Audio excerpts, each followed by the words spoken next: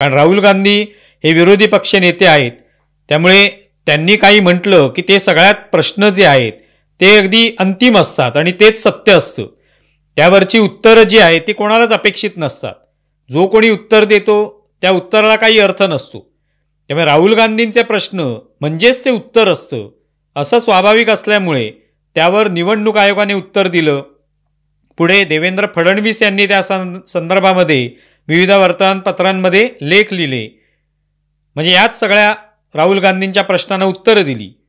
तर त्यामुळे अनेकांच्या पोटामध्ये त्या ठिकाणी मुरडा आलेला दिसून येतो, पोटदुखी सुरू झालेली दिसून येते.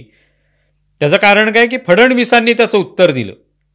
मुळात निवडणूक आयोगाने त्याचं उत्तर आधीच दिलेलं आहे, पण नंतर फडणवीसांनी सुद्धा आपली जी काय बाजू आहे ती त्या ठिकाणी मांडली. स्वतःचं जे काय मत आहे, स्वतःचं जे निरीक्षण आहे ते आपल्या लेखाच्या माध्यमातून मांडल्यावर ते मात्र अनेकांना पसंत नाही.